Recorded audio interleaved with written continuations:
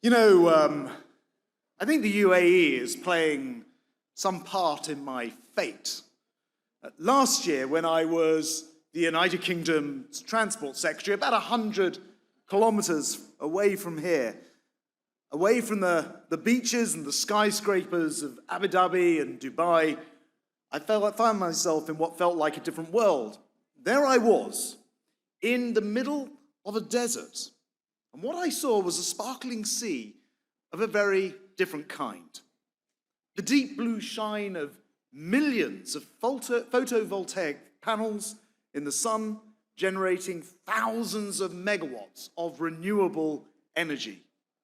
Panels which will eventually became part of one of the largest solar plants in the entire world. I had little idea at the time that fate would return me here this year, but now as Business, Energy and Climate Secretary. If you like, to shortcut that, I am the new Alok Sharma, only I don't have COP to organise. But today, some things remain the same. The UAE is still right at the cutting edge of generating low-cost solar power on a frankly stunning scale. Right here in Abu Dhabi, they're breaking fresh records in solar technology at Al Dhafra and Shams. But much has changed, and not just for me. In many ways, we find ourselves in a very different world. Last time this forum convened, well, Putin hadn't started his illegal invasion of Ukraine. And we know what happened from there with the restriction of gas and oil and hydrocarbon supply. Producing what for many in Europe, as was just discussed, has been a need to think twice before switching on devices or turning up the thermostat. When factories have been forced to pause production, when inflation has rocketed throughout much of the world, and growth has slowed to such an extent that the IMF says a third of the world will be in recession this year. But those haven't been the only changes in the last year. We also saw a winter of flooding in Pakistan, heat waves in the UK as hot as Abu Dhabi, 42 degrees in London, temperatures we never imagined seeing, bomb cyclones in the US, a year when we began to feel for real the impacts of climate change in earnest. There's been much about the last 12 months that I could not foreseen back then a year ago in the desert. And I'm looking forward to 2023, but I have to say the future is far from clear. I wouldn't make too many predictions about the year ahead, for example, but putting matters of predestination aside, there are one or two things that I can be sure of, and that is that energy matters more now than it ever has done before. So, the big question at this Atlantic Council, big question for this week in Abu Dhabi, is where do we go from here? Perhaps we're best off starting with the ways that the world has changed for the better during 2022. I'd start with what's happening off the eastern coast of our own shores in the UK, where we've just completed Hornsea 2.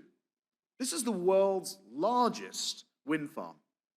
There you'll find an army of turbines. At their very highest point, they're a dizzying 200 meters above the stormy seas below.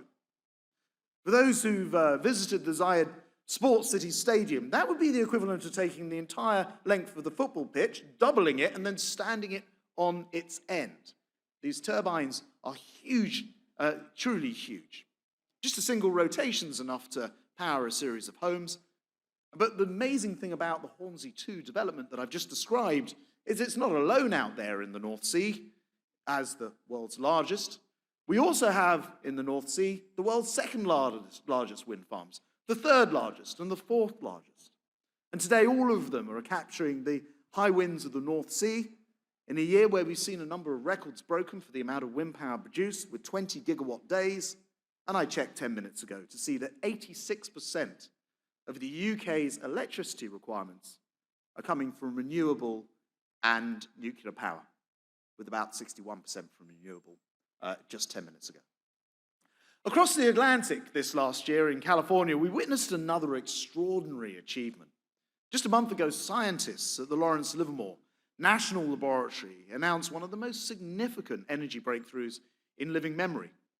Aiming 192 high-powered lasers at a tiny spherical capsule, just 2 millimeters wide, they're able to harness the same reactions of the power of the sun and stars to demonstrate fusion ignition, proving what until now has only existed in theory and paving the way towards what could be, one day, near limitless sources of energy for the future.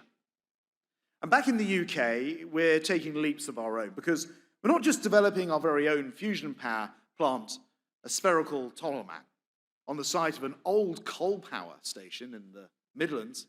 We're also operating the Joint Energy Torus, the most powerful fusion facility in the world, and taking the lead in regulating and commercializing fusion technology, working out the best way to get it out of the labs and into the real marketplace. There are stories of entrepreneurs and innovators working together to deliver clean, secure energy for millions of jobs, thousands more, and stories that tell us the fates of energy security, net zero, the economic growth are inseparably intertwined. Dependable supplies of fossil fuels, particularly natural gas, have a crucial role to play in easing the energy transition. We just heard about it in the discussion on the stage. But it's only by harnessing the power of transformative green technologies that we can also build a global energy system that's fit for the future. And whether that's in the UK, where we're developing small modular reactors, which promise to make nuclear easier, faster, and cheaper, and we've been running them in the sea for the last 6 decades, the Rolls-Royce-powered Trident submarines, or here in Abu Dhabi, where operations have begun at the Baraka nuclear power plant, the first nuclear power plant, not just in the UAE, but in the whole of the Arab world, expected to deliver up to a quarter of the nation's electricity when fully up and running. And where last week, ADNOC announced $15 billion to accelerate its decarbonization strategy, investing in everything from energy efficiency and electrification to carbon capture. Now, yesterday, I signed a clean energy memorandum between the UAE and the UK to promote energy security and investment between our two nations. Agreements like this really matter because when it comes to climate change, the whole world has a stake in it. And none of us should have to settle for less. So working together really matters to deliver a low-carbon future that isn't just more secure, but also makes us all more prosperous. But a future that's fairer is, I think, a future that is worth fighting for. Our international climate finance has already provided an astonishing 58 million people with improved access to clean energy since 2011. But we're delivering on our pledge to double up to at least £11.6 billion in that fund from 2021, reaching tens of millions more. Because the green industrial revolution mustn't leave anyone behind. After all, you can't just shut down your power stations and be done with it, leaving millions without energy or employment. That's where Just Energy Transition Partnerships come in, and they're mobilizing billions to support the transition from coal power to clean growth in key economies like South Africa and in Indonesia.